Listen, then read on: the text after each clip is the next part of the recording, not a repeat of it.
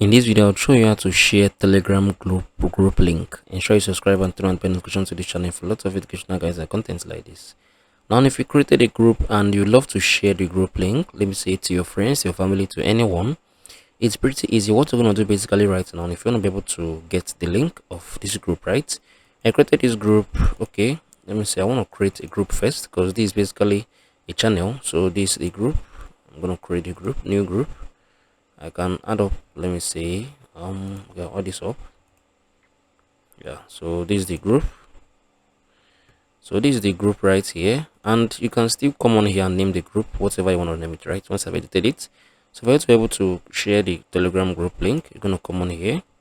You can see this link right here, right? You copy the link. Once I've copied the link, you can send it to anyone you want to send, your friends, your family, anyone, right? So this is basically how you can do this. If you found this video helpful, share your thoughts below in the comment section. Thank you guys for watching through the video. I'm gonna see you all in the very next